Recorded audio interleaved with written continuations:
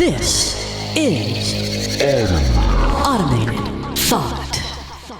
Hey everyone. I have a fan, kind of a detractor online. I don't want to call him out by name, but his name kind of sounds like Yucky Turdpanties. And lately he's been accusing me of being too hard on Christians. And I say, bullshit. I have friends who are Christian, and I do my best to respect their beliefs, even though I don't agree with them. However, I do look down upon Trump supporters. Do I ever? And let's face it, there is some significant overlap between Christians and Trump supporters. Remember during the election back in 2016, people in the mainstream media, they were asking themselves, will evangelical Christians be able to hold their nose and vote for an obviously venal man like Donald Trump who shares none of their values? Turns out Christians didn't just hold their nose and accept Trump as the lesser of two evils. They completely embraced him for some reason, to the point where you have these shysters like Jim Baker declaring that Trump's election is a miracle, literally created by God. Now, to someone like me, this sounds insane.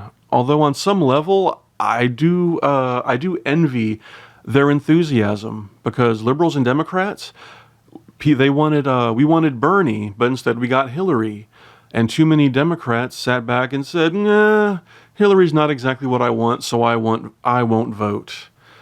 But with Trump, the Christians said, he's not exactly what we traditionally want, so you know what? He's 10 times better. We just decided it. And this is very puzzling to normal, intelligent people who consider Christianity from a detached, historical perspective. We sit back and we say, how curious. Isn't Christianity a religion that's based on compassion, charity, humility, sexual forbearance? And isn't Trump, the sleazy, ostentatious braggart, the complete opposite of that? I mean, come on, if you don't think Trump paid for some abortions back in the 80s, wake up.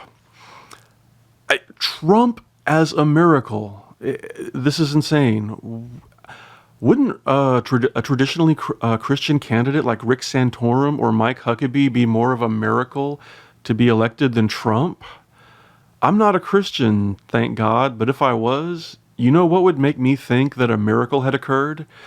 If some unknown candidate, like some white Obama, some clean-cut, unknown young man named Rex King, who had never held an office, began this candidacy based purely on his Christianity, and he started this movement, ran as a third-party candidate, and was just swept into the White House on this wave of Christian reawakening. I would look at that and say, okay, that's some godly shit right there. That's literally the Christian God putting his thumb on the scales and changing the outcome. To all the other intelligent people who think that, you're overthinking it. Have you seen what Christianity actually is lately? Like, turn on Sunday morning and look at any of those televangelists. Christianity has been warped into this unrecognizable, horrible prosperity gospel horseshit that mostly involves rich assholes like Jim Baker fleecing money from poor people. I mean, these people aren't reading the Bible, they're watching stuff on TV because it's a lot easier. The modern Christian values, just looking at what they do, it's not compassion or humility or charity. I would say that the three most important Christian values today are: 1, the vulgar display of wealth; 2, obvious con artistry relying on verbal flim-flam; and 3, really, really bad hair. Viewed through that lens, Trump is kind of the ideal Christian candidate for the Christian right. I guess it is kind of a miracle that someone so off-putting, someone who probably would have made a good career as a televangelist, did manage to get elected. Now, of course, some Christians, they would say, hey, Trump's past doesn't matter. You know, the prodigal son, whatever. Trump is an imperfect tool who's going to do God's work. But come on, Christians, ask yourself, if Trump has a presidency of 4 years, what do you really expect him to accomplish? Is he going to outlaw abortion? No. Is he going to put prayer back in school? No. Is he going to make gay marriage go away? No.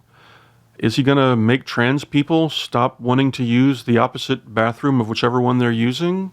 No. Is he going to significantly weaken the presence of Islam in the world, or even just in America? Nope.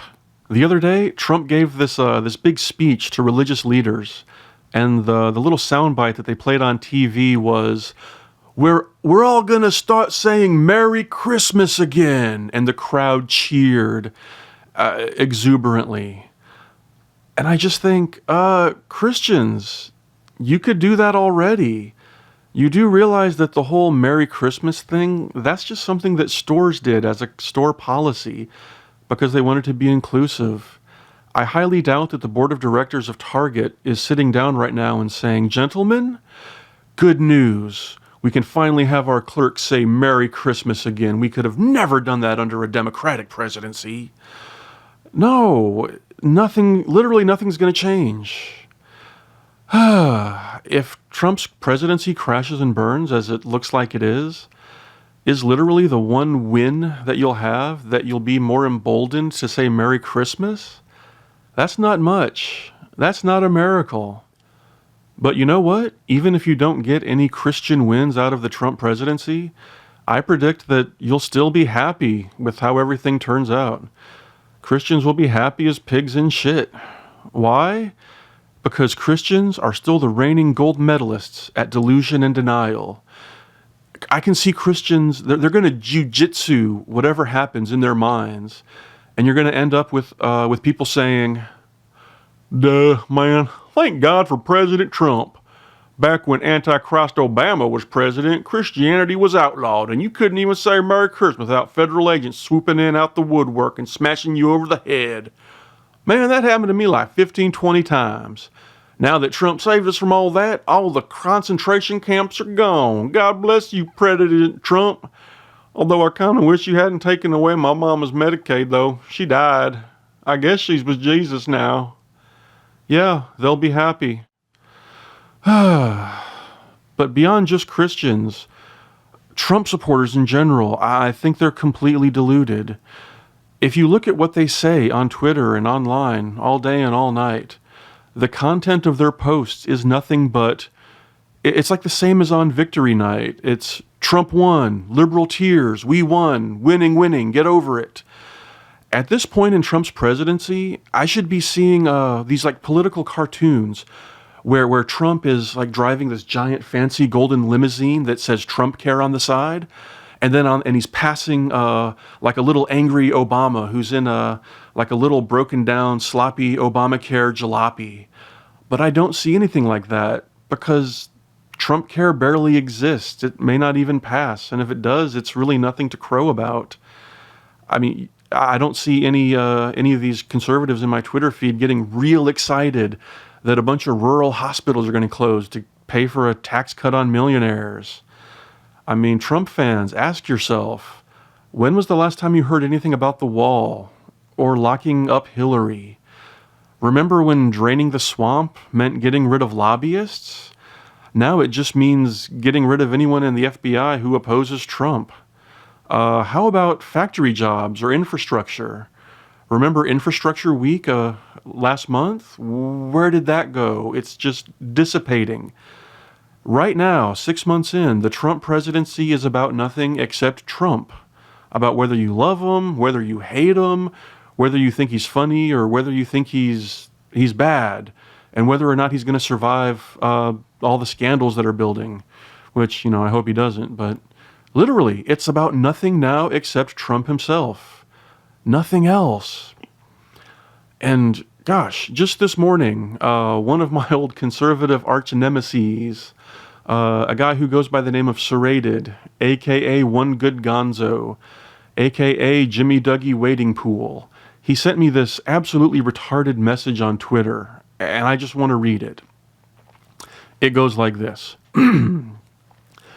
Trump's blunt, angry, provocative, anti-establishment message has struck a chord among millions of disaffected Americans who have been ignored, abused, scorned, and shit on by the elitist establishment, banking cabal, corrupt politicians, and government apparatchiks. The deep state establishment has overstepped their bounds.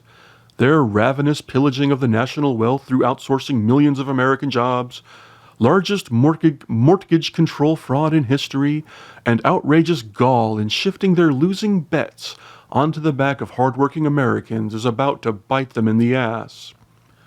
With real median household income no higher than it was in 1988, the Wall Street criminal banks and their Madison Avenue maggot propaganda machine convinced the masses to add $2.8 trillion of consumer debt since 1988, a 500% increase. Meanwhile, GDP has only gone up by 350%. The establishment has stolen the wages of the people while simultaneously enslaving them in chains of debt. TARP, ZERP, QE, and the $800 billion Porculus Plan, Obamacare, nonstop social engineering, Black Lives Matter, never-ending wars, and now more jobs sacrificed at the altar of TPP have pushed working-class Americans beyond the point of no return. They are finally fighting back. Yeah, I'm sorry you had to hear that. Okay, that thing that was tweeted at me this morning, that sounds like something that was written before the election, before Trump actually did anything. Because when you look at all those complaints that they have, none of them even apply anymore. I mean, let's go back through it and look at it. The outsourcing of American jobs, that's not going to stop under Trump. Do you think he's going to do anything about NAFTA at this point? No. Mortgage control fraud? Wall Street? Trump is making it easier for Wall Street to take advantage of the financial rules. They're undoing everything that was done in 2008 to prevent that. Median household income? Didn't Trump say that wages were too high already? Consumer debt? What? How is Trump going to have any effect on that? Government spending on things like TARP and QE2 and QE3. Do you think if there's another financial crisis that Trump is going to somehow not sign a new stimulus into law? He will. Obamacare? At this point, it looks like we might keep Obamacare. Trump Care is, if it passes, it will just be a watered-down, weakened version of Obamacare that will make premiums rise for old people. Why are you celebrating that? Let's see, all these other bullshit complaints, social engineering, that means being nice to gay people, right? Yeah, social engineering. Never-ending wars. Have you heard of this place called North Korea? It looks like we may be going to war with them at some point. Or Syria, who knows? Trump was against wars until he got in there, and now he seems to be for wars, and his supporters are too. Americans are finally fighting back by electing a complete con artist who is doing the opposite of everything that they want. You wanted Bernie Sanders, and you got Trump. My God, serrated. You're a fucking idiot, dude. Seriously. Right now, Jim, at this moment, you think that Donald Trump is the greatest thing that's ever happened to you. And you think that there's no way you're ever going to sour on him and look back and think that he's garbage. But remember how you did that with George W. Bush? I remember being on Protein Wisdom back in 2002, 2003, when you guys all thought that George Bush was sent by God to fix everything, after the terrible reign of Bill Clinton. But I distinctly remember by about 2006, 2007, all you Bush fans, you were sitting back and saying, Bush really is a liberal. What with the government spending? He really wasn't anything special. Screw Bush. We want Fred Thompson in there. It only took you a few years to completely change your opinion of Bush after his many failures. I think you may go the same way with Trump. 4 years from now, 5 years from now, you'll be looking back and saying, hey, why the hell did we ever think that Donald Trump was a miracle? He was a piece of shit. And you know what? You'll be right. So I will see you in the future.